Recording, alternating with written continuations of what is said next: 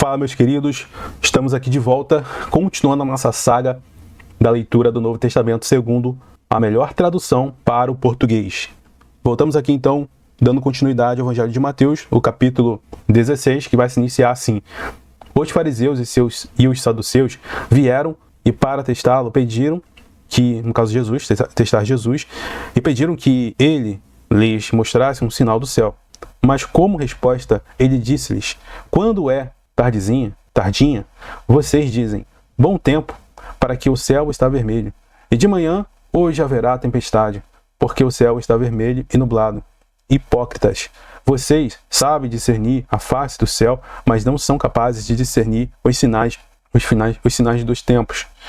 Uma geração maligna e adúltera pede um sinal, mas nenhum sinal lhe será dado, senão o sinal do profeta Jonas. E, deixando-os para trás, ele retirou-se. Tendo passado para o outro lado, seus discípulos tinham-se esquecido de levar pão. Então Jesus lhes disse: vigiem e tenham cuidado com o fermento dos fariseus e saduceus. Aí eles arrazoaram entre si, dizendo: é porque não trouxemos pão?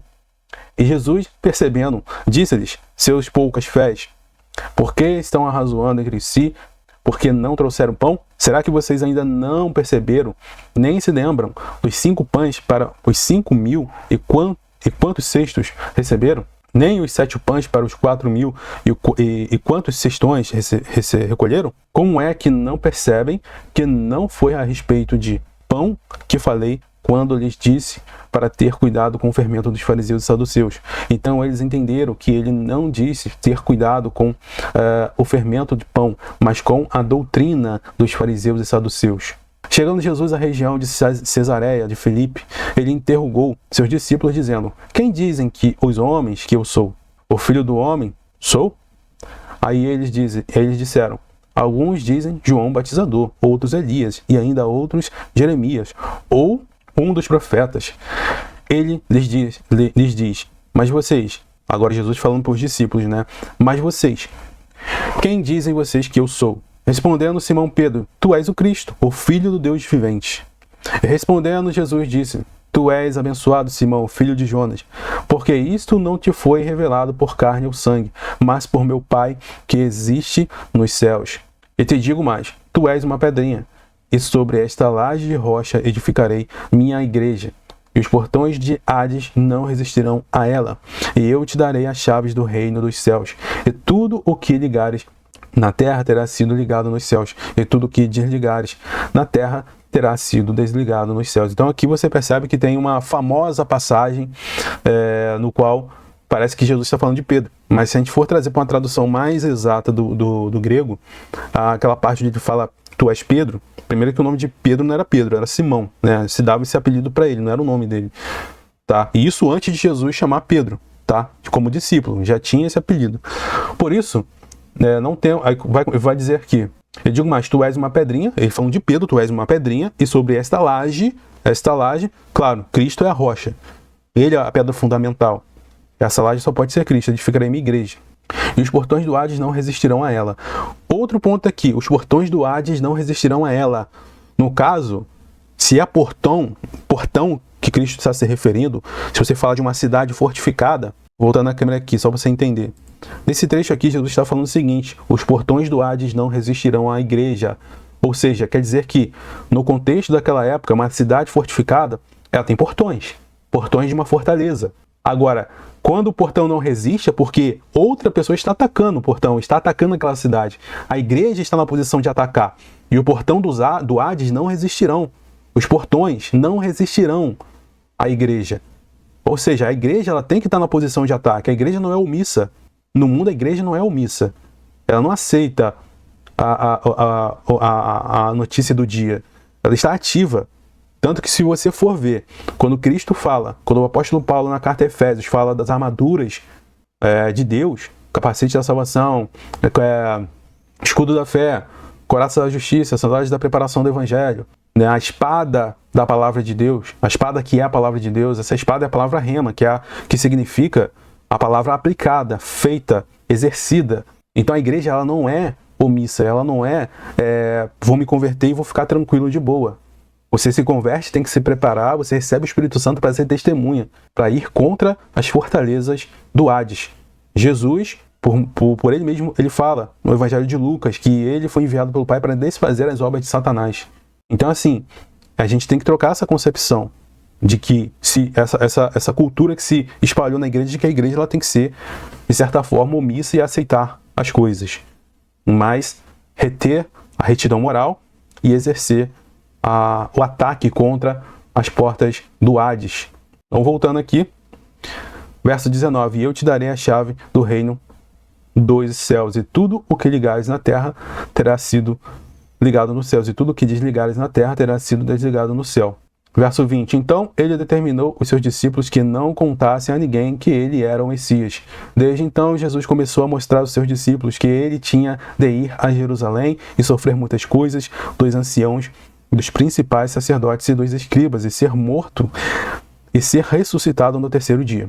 Aí Pedro, levando a parte, ou seja, Pedro pegou ele a parte dos discípulos, afastou-lhe um pouco do grupo, começou a repreendê-lo, dizendo: Misericórdia de ti, Senhor, isso jamais te acontecerá. Mas ele virou-se e disse a Pedro: Para trás de mim, Satanás, tu és uma pedra de tropeço.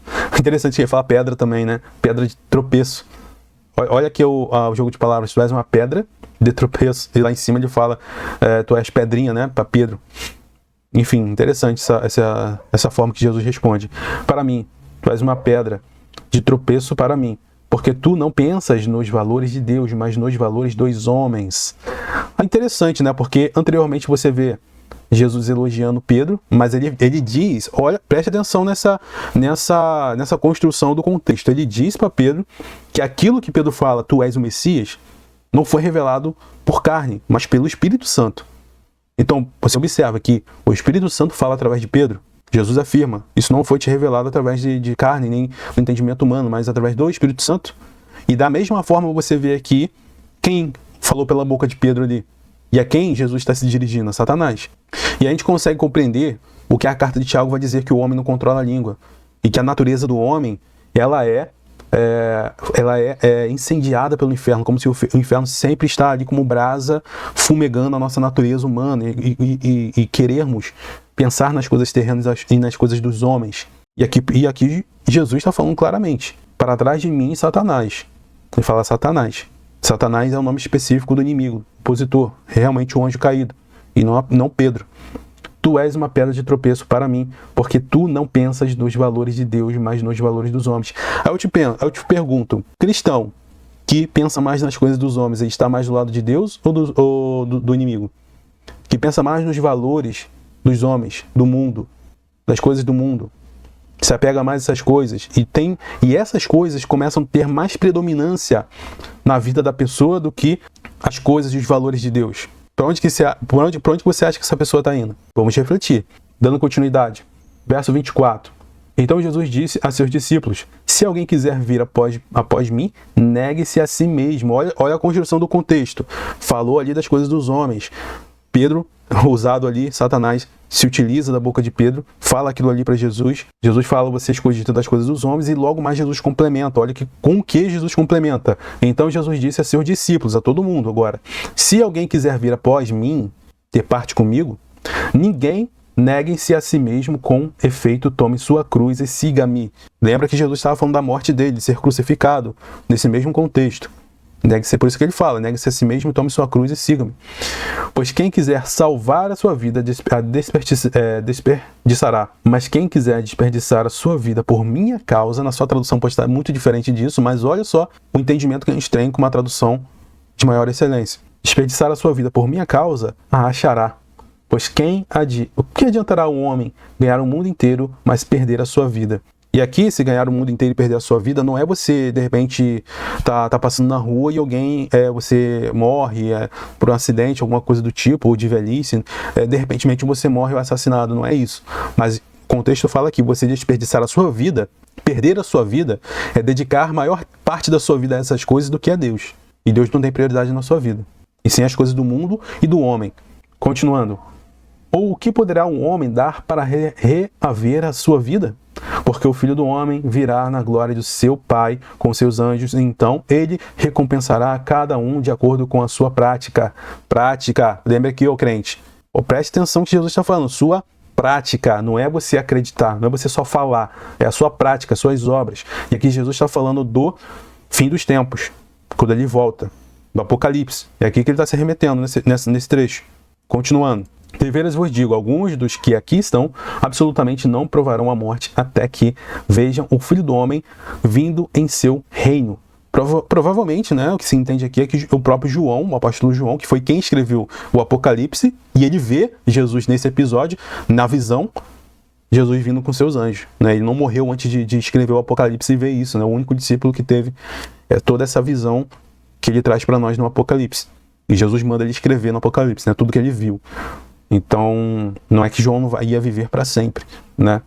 O que não era impossível também, porque Elias não viu a morte, Enoque também não viu, mas o entendimento que a gente traz é esse, porque João, o único apóstolo que não foi, historicamente, né, que se acredita que tem provas que ele não foi martirizado, e tentaram matar ele, tentaram por várias vezes matar João, aí já vem um relato mais histórico, mas fato é que João morreu, provavelmente foi o apóstolo que morreu de velhice, os outros foram todos martirizados por conta do evangelho. Bom, e aqui terminamos o episódio, nosso capítulo 16, e no próximo vídeo vamos no capítulo 17.